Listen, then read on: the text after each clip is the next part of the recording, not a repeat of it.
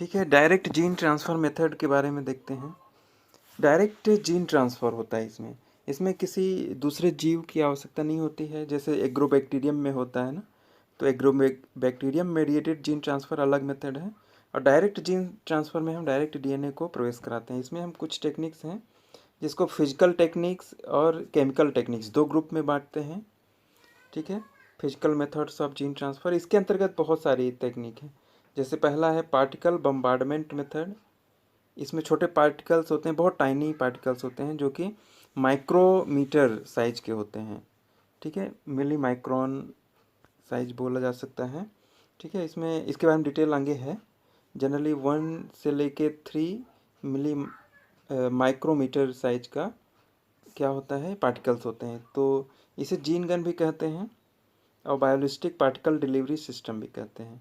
तो इन पार्टिकल्स के ऊपर डीएनए को एक आवरण के रूप में चढ़ाकर, एक कोट चढ़ाकर, हम जब इस पार्टिकल्स को सेल के अंदर हम डालते हैं, ठीक है, बम्बार्डमेंट करके, यानी बहुत तेज़ी से फेंक कर, तो वो कोशिका के अंदर पहुंच जाता है। इसके बारे में आगे डिटेल है। सबसे पहले हम नाम देख लेते हैं सभी का। Micro injection. माइक्रो इंजेक्शन से नाम से क्लियर है कि बहुत पतली सुई से हम कोशिका के अंदर, किसी सेल के अंदर डीएनए सैंपल को डायरेक्ट प्रवेश करा देते हैं, डायरेक्ट इंटर करा देते हैं। Micro injection. माइक्रो इंजेक्शन में हम कोशिका के अंदर नहीं डालते डायरेक्ट, बल्कि किसी पौधे में जिसमें एक फ्लावर बड लगा हुआ है, या जिस तने में बहुत सारे फ्लावर लगे हैं, यानी पुष्पक्रम है, इन्फ्लोरेंस है, उसके तने में ही हम इंजेक्ट करते हैं सैंपल को, डीएनए सैंपल को, जिससे क्या होता है कि वो उसके अंदर प्रवेश कर जाता है। ट्रांसफॉर्मेशन होता है इस तरीके से भी। ठीक है। इलेक्ट्रोपोरेशन। इसमें इलेक्ट्रिक करंट का उपयोग किया जाता है। इलेक्ट्रिक करंट क्या करता है, सेल मेम्ब्रेन की परमिएबिलिटी बढ़ा देता है डीएनए के लिए। ठीक है, जिसके कारण क्या होता है, एक सेल मेम्ब्रेन को क्रॉस करके डीएनए अंदर पहुंच जाता है। ठीक, तो इसके लिए एक सिस्टम में रखते हैं जिसमें डीएनए भी सैंपल होता है और कोशिकाएं भी होती हैं। कोशिकाओं का प्रोटोप्लास्ट हम लेते हैं। प्रोटोप्लास्ट मतलब सेल वॉल हटाने के बाद जो केवल सेल मेम्ब्रेन बचता है और उसके अंदर सारा सिस्टम, तो उसको हम प्रोटोप्लास्ट कहते हैं ना। तो उसके बारे में आगे देखेंगे। ठीक है, अगला है लाइपोसोम फ्यूजन। लाइपोसोम ये लिपिड का बना हुआ एक गोलाकार बॉडी होता है, स्फेरिकल बॉडी होता है। तो लाइपोसोम हम क्रिएट कैसे करते हैं, तो इसमें कैटायन लिपिड का उपयोग किया जाता है। ठीक है, तो डीएनए सैंपल उसके अंदर प्रवेश हो जाता है और फिर इसको किसी कोशिका से फ्यूज कराते हैं, तो उसको कहते हैं लाइपोसोम फ्यूजन। इसके बारे में डिटेल आगे है। इसको लाइपोफेक्शन भी कहा जाता है। सोनोपोरेशन, इसमें अल्ट्रासाउंड यूज होता है। अल्ट्रासाउंड से भी सेल मेम्ब्रेन की परमिएबिलिटी बदल जाती है। Transfection by laser light. Laser light यानी ये लाइट के माध्यम से सेल मेम्ब्रेन में पोर किए जाते हैं, छिद्र हो जाता है और उस जगह से डीएनए अंदर जा सकता है। बीड ट्रांसफॉर्मेशन। ठीक है, इसको ग्लास बीड्स का उपयोग किया जाता है। एनिमल्स में, ये एनिमल सेल्स में ज़्यादा उपयोग किया गया है ना। ये भी एक टेक्निक्स है बीड। बीड यानी दाने जैसी संरचनाएं होती हैं, इसमें ग्लास बीड का यूज किया जाता है। इसके अलावा इलेक्ट्रोफ्यूजन, ये भी इलेक्ट्रिक करंट के माध्यम से होता है। अब फ्यूजन यानी दो अलग अलग वैरायटी के जो सेल्स हैं या अलग अलग स्पीसीज के, उनको फ्यूजन कराते हैं इसमें ना। तो इलेक्ट्रिक करंट से भी फ्यूजन होता है। आपने सोमेटिक हाइब्रिडाइजेशन पढ़ा होगा। सोमेटिक हाइब्रिडाइजेशन जो होता है, उसमें क्या होता है, दो अलग अलग सेल के प्रोटोप्लास्ट फ्यूज करते हैं, तो वो इलेक्ट्रोफ्यूजन कहलाता है। ये भी एक टेक्निक है जिसमें से जीन्स आपस में मिक्स होते हैं ना। 10वां है मैग्नेटोफेक्शन। मैग्नेटिक फील्ड का उपयोग किया जाता है, जिसके कारण क्या होता है कि जो मैग्नेटिक के सेंस करने वाले पदार्थ हैं वो एक जगह इकट्ठे होने लगते हैं। पहले तो हम उनके साथ डीएनए को लोड करते हैं ना, पूरा डिटेल है आगे। ठीक, एक इम्पल्फेक्शन भी है। इसमें नैनो पार्टिकल्स का उपयोग किया जाता है, नैनो साइज के पार्टिकल्स। ठीक है, बहुत छोटे पार्टिकल्स हैं, इनका उपयोग करते हैं, जैसे कार्बन नैनो फाइबर। ठीक है, ये कार्बन के बने मॉलिक्यूल हैं, तो उनका उपयोग किया जाता है। Chemical method of gene transfer में DEAE, diethylaminoethyl dextran, ये डेक्स्ट्रन के साथ मिलकर यूज करते हैं। तो जब कोशिकाओं को इसमें रखते हैं और डीएनए सैंपल भी एक सिस्टम में डालेंगे, तो जीन्स अंदर जाने लगते हैं। PEG mediated gene transfer. PEG यानी पॉलीइथाइल ग्लाइकोल मेडिएटेड जीन ट्रांसफ़र, ये काफ़ी इंपॉर्टेंट है। PEG आपके सिलेबस में भी है और ये काफ़ी इफ़ेक्टिव टेक्निक है। इसके माध्यम से जीन्स को भी ट्रांसफ़र किया जा सकता है और दो अलग अलग कोशिकाओं को फ्यूजन भी कराया जा सकता है। जैसे इलेक्ट्रोफ्यूजन हमने देखा, वैसे ही इसके माध्यम से भी फ्यूजन होता है। आगे डिटेल है। कैल्शियम फॉस्फेट प्रेसिपिटेशन, इसमें कैल्शियम क्लोराइड और फॉस्फेट बफर यूज होता है। ठीक है। Silicon carbide fibre mediated gene transfer भी होता है।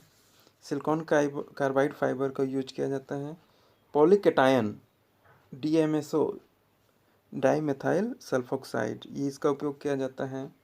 इसके अलावा और भी टेक्निक्स हैं। Calcium chloride mediated gene transfer, calcium chloride हालांकि इसमें भी रहता है, कैल्शियम क्लोराइड और फॉस्फेट बफर में यूज करते हैं जब। ठीक है। केवल इसके माध्यम से भी प्रोकैरियोट्स में होता है। रुबिडियम क्लोराइड भी प्रोकैरियोट्स में जीन ट्रांसफ़र के लिए उपयोग होता है। तो इसके बारे में हम डिटेल देखते हैं आगे। डायरेक्ट जीन ट्रांसफ़र मेथड में पार्टिकल बम्बार्डमेंट मेथड है ये। इसको जीन गन या बायोलिस्टिक पार्टिकल डिलीवरी सिस्टम भी कहते हैं। इसमें क्या होता है, टंगस्टन या गोल्ड के छोटे छोटे पार्टिकल होते हैं। टंगस्टन या गोल्ड के बने पार्टिकल्स होते हैं, पार्टिकल्स का यूज किया जाता है। इन पार्टिकल्स के ऊपर DNA का कोट चढ़ा देते हैं। बहुत छोटे छोटे पार्टिकल्स होते हैं, जैसे ये डायग्राम में देखते हैं। ठीक है। तो इसमें यहाँ पर ये जो सिस्टम है, इसमें जो ये दाने दाने संरचनाएं दिख रही हैं, ये क्या है, ये छोटे पार्टिकल्स हैं जो किसके बने हैं, ये बने हुए हैं गोल्ड के। किसके बने हैं, गोल्ड या टंगस्टन के बने होते हैं। तो इन पार्टिकल्स के ऊपर हम DNA का एक कवर चढ़ा देते हैं। ठीक है। इन पार्टिकल्स को हम एक सैंपल में लेते हैं जिसमें DNA है, और तो क्या होता है कि उसके सरफेस पर ये चिपक जाते हैं, अधिशोषित हो जाते हैं। और फिर इन पार्टिकल्स को हम एक डिस्क में लेते हैं, माइक्रो प्रोजेक्टाइल, और इन छोटे छोटे पार्टिकल्स को हम माइक्रो प्रोजेक्टाइल भी कहते हैं ना। जो डिस्क है उसको माइक्रो प्रोजेक्टाइल भी कहा जाता है। ठीक। तो इस डिस्क को जब हम आगे धकेलते हैं, किसके माध्यम से, ये ऊपर में एक सिस्टम है जिसमें हीलियम गैस भरी जाती है यहाँ से। तो इसमें जब हीलियम गैस का दबाव होता है तो ये वाला सिस्टम जो है ये आगे आता है और इसको ज़ोर से धक्का मारता है। तो ये यहाँ से निकल कर आगे की ओर तेज़ी से ग्रो करता है और यहाँ पर टकरा जाता है। यहाँ पर एक बैरियर बना रहता है साइड साइड में, तो यानी उससे आगे नहीं जा पाता डिस्क। परंतु उसमें जो छोटे छोटे नीचे की साइड में क्या पार्टिकल्स चिपके हुए हैं, ये पार्टिकल्स अंदर की ओर ग्रो करने लगते हैं तेज़ी से, यानी अंदर की ओर गिरने लगते हैं। और नीचे हमने क्या रखा हुआ है, यहाँ पे सेल्स को रखा है। ये प्लांट सेल्स या एनिमल सेल्स हो सकते हैं। तो इन सेल्स के ऊपर जब गिरते हैं तो वो पार्टिकल्स इनके अंदर पहुंच जाते हैं, इन सेल्स के अंदर पहुंच जाते हैं, और जो उनके सतह पर DNA है वो उसके DNA के साथ, प्लांट सेल के DNA के साथ इंटीग्रेट हो जाता है, और जो कोशिकाएं हैं वो ट्रांसफॉर्म्ड हो जाती हैं। ठीक है। तो इस तरीके से जीन ट्रांसफ़र होता है। बाकी रिकॉम्बिनेंट DNA टेक्नोलॉजी में जैसा प्रोसेस है वैसा ही होता है। यहाँ पर केवल हम जीन ट्रांसफ़र को देख रहे हैं ना, कि कैसे जीन ट्रांसफ़र होता है। ठीक। तो पार्टिकल्स का जो साइज इसमें यूज किया जाता है वो 1 से 3 माइक्रोमीटर का होता है। 1 से 3 माइक्रोमीटर के बीच का होता है। ठीक है। इसको बायोलिस्टिक पार्टिकल डिलीवरी सिस्टम भी कहते हैं। ठीक। तो इसको एक बार अच्छे से समझ लेंगे। दूसरा देखते हैं माइक्रो इंजेक्शन। इसमें बहुत ही नुकीली सुई का यूज किया जाता है, वेरी पॉइंटेड निडल यूज्ड, जिसका डायमीटर कितना होता है 0.5 से लेके 1.0 माइक्रोमीटर के साइज का होता है। ठीक है। ठीक। यानी इतनी साइज होता है कि कोशिका के अंदर उसको प्रवेश कराया जा सके। ठीक है। ये कोशिका है, देखिए जैसे ये इंजेक्शन प्रवेश करा इसको, और इसके लिए पकड़ने के लिए पहले कैपिलरी से बना हुआ एक होल्डिंग होता है जिसको सक्शन प्रेशर, यानी गैस के माध्यम से खिंचाव उत्पन्न करते हैं और इसको पकड़ के रखते हैं। ठीक है। और ये सारा कहाँ करते हैं, माइक्रोस्कोप में देखते हुए करते हैं। माइक्रोस्कोप में देख रहे हैं, एक इसको पकड़ा भी गया है, फिर एक तरफ से इंजेक्शन भी लगा रहे हैं। ठीक। क्योंकि कोशिकाएं तो बहुत छोटी होती हैं, हमको ऐसे दिखेंगी नहीं, तो उसको हम माइक्रोस्कोप में देखते हुए करते हैं। ठीक। और DNA सैंपल को हम किस में लेते हैं, सिरिंज में लेते हैं यहाँ पे, और इसके अंदर प्रवेश कराते हैं। तो माइक्रोस्कोप में देखते हुए आजकल तो बहुत सिस्टम आ गया है। इस प्रक्रिया को संपन्न करते हैं। आजकल कंप्यूटर से माइक्रोस्कोप को जोड़कर स्क्रीन पर देखते हुए किया जाता है। ठीक है, जनरली ये बड़े साइज की कोशिकाओं में होता है, जैसे एग सेल, एनिमल सेल, या और इसके लिए ट्रेंड व्यक्ति की आवश्यकता पड़ती है, जो कि यानी इतना फाइन वर्क कर सके। फाइन यानी बहुत ही सूक्ष्म वर्क करना है ना, बहुत ध्यान से करना होता है इसलिए। उसके बाद देखते हैं मैक्रो इंजेक्शन। मैक्रो इंजेक्शन में डीएनए ट्रांसफ़र कोशिका के अंदर हम डायरेक्ट नहीं करते। मैक्रो यानी बड़ा होता है ना, तो इसमें जो निडिल होता है वो भी बड़ा होता है। जैसे मान लीजिए धान का एक क्या है, पुष्पक्रम है। जनरली ये अनाज में यूज होता है, अनाज के पौधों में। ठीक, तो नॉर्मल निडल यूज्ड जिसका डायमीटर सेल से बड़ा हो सकता है ना। हम क्योंकि हम सेल के अंदर इसको डाल ही नहीं रहे हैं। जैसे पुष्पक्रम ये है, उसके नीचे कहीं जो तना होता है, ठीक है, जिसको फ्लोरल एक्सिस भी कहते हैं, वहाँ पर हम इसको डालते हैं, इंजेक्शन लगाते हैं यहाँ पे ना। ठीक, इंजेक्शन के माध्यम से लगभग 0.3 ml डीएनए सैंपल को इंजेक्ट कर दिया जाता है। ठीक है, इसमें सेल्स के अंदर डीएनए नहीं डालते, बल्कि क्या करते हैं, फ्लावर बड या इन्फ्लोरेंस के पास में तने में, कहाँ पर, तने में डीएनए सैंपल को इंजेक्ट कर देते हैं। ये कुछ सीरियल के पौधों में यूज किया जाता है। ठीक है, जिसमें नॉर्मली टिश्यू कल्चर से ट्रांसफॉर्मेशन नहीं हो पाता है दूसरी टेक्निक से।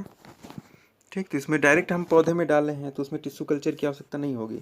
अगर हम कोशिका में डालते हैं तो उस कोशिका में को पहले सेलेक्ट करते हैं कि कौन सी कोशिका में ट्रांसफॉर्मेशन हुआ है, और फिर उस कोशिका से नया पौधा तैयार करते हैं टिश्यू कल्चर से ना। तो चूँकि इसमें हम पौधे में ही डाल रहे हैं, पौधे के तने में ही डालते हैं ना, इंजेक्ट करते हैं, तो इसीलिए इसमें आवश्यकता नहीं पड़ती है। माइक्रो इंजेक्शन के बाद देखते हैं इलेक्ट्रोपोरेशन। ये काफ़ी इंपॉर्टेंट टेक्निक्स है। इसको क्या बोलते हैं, इलेक्ट्रोपोरेशन। ठीक, gene transfer by electric current. Electric current हम कोशिकाओं को देते हैं तो क्या होता है कि इलेक्ट्रिक करंट के प्रभाव में सेल्स में डीएनए की परमिएबिलिटी बढ़ जाती है। ठीक है, जनरली हम इसमें सेल का प्रोटोप्लास्ट लेते हैं। प्रोटोप्लास्ट क्या होता है ये थोड़ा देख लेते हैं ना। प्रोटोप्लास्ट जैसे कोशिका के चारों ओर से क्या होता है, सेल वॉल भी होता है यहाँ पे, जैसे देखिए ना, देखिए इसमें कोशिका के चारों ओर से सेल वॉल भी है, सेल मेम्ब्रेन के बाहर ना। तो ये प्लांट सेल है, परंतु इसमें से सेल वॉल को अगर हम डिग्रेड कर दें, cell wall degraded by cellulose and pectinase, cellulase और पेक्टिनेज एंजाइम, ये क्या है, एंजाइम है ना। तो इनके माध्यम से क्या होता है, सेल वॉल का जो सेल्यूलोज है वो और पेक्टिन, ये दोनों नष्ट हो जाते हैं।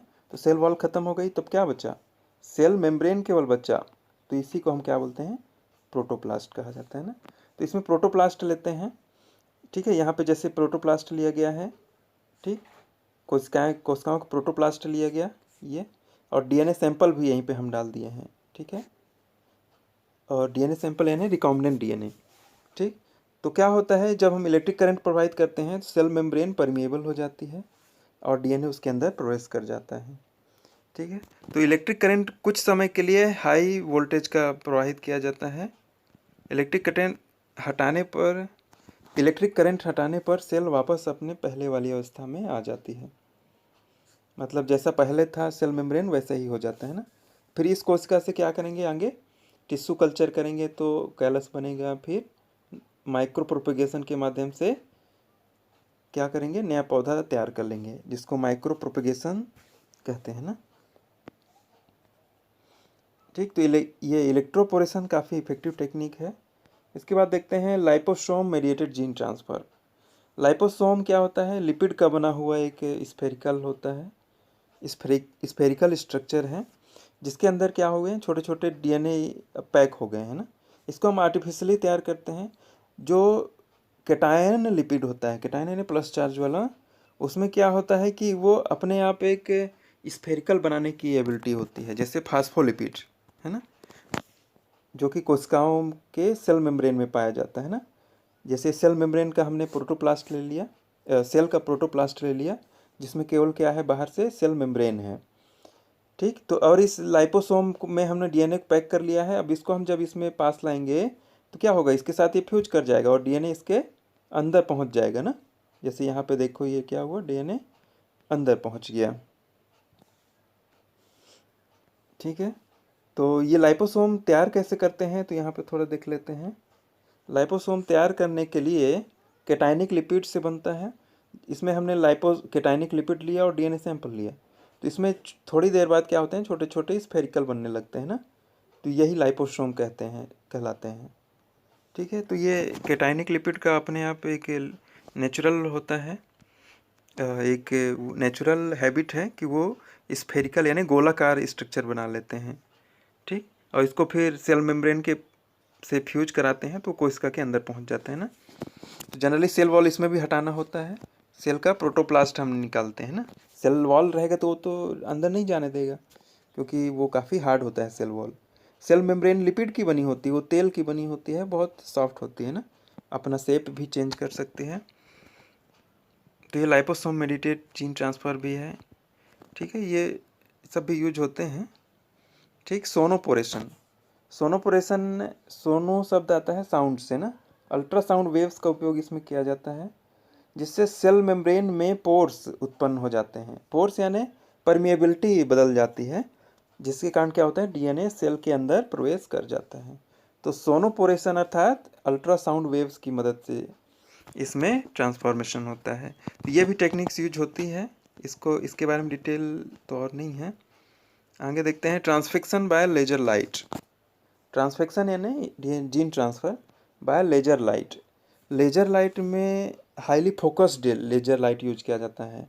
हाईली फोकस्ड लेजर बीम यानी लेजर का एक पुंज यूज किया जाता है, पर कुछ मिली सेकंड के लिए ही, जिसके कारण क्या होता है कि जहाँ पर भी पड़ता है सेल मेम्ब्रेन में, इसमें लेजर लाइट से सेल मेम्ब्रेन में पोर किया जाता है, जिससे डीएनए सेल के अंदर पहुँच जाता है। ठीक है। इसको ऑप्टिकल ट्रांसफिक्शन भी कहते हैं। ऑप्टिकल शब्द प्रकाश के लिए उपयोग होता है। ठीक है, यानी प्रकाश लाइट के माध्यम से, लेजर भी एक प्रकार की लाइट ही है, तो उसके माध्यम से जीन ट्रांसफ़र किया जा रहा है। बीड ट्रांसफिक्शन, ये छोटे ग्लास बीड इसमें यूज होते हैं, कांच के बने हुए। ये एनिमल सेल्स में देखा गया है ना, इसके बारे में डिटेल तो नहीं मिल पाया। इलेक्ट्रोफ्यूजन, इलेक्ट्रोपोरेशन आपने देखा अभी। ठीक है, क्या देखा पहले, इलेक्ट्रोपोरेशन, अब इलेक्ट्रोफ्यूजन आया है। तो सेम वैसे ही सेटअप होता है। उसी सेटअप में इसमें हम डीएनए, किसी एक डीएनए या थोड़े मात्रा में डीएनए को नहीं डालते, बल्कि दो सेल्स को आपस में फ्यूजन कराते हैं। ठीक है।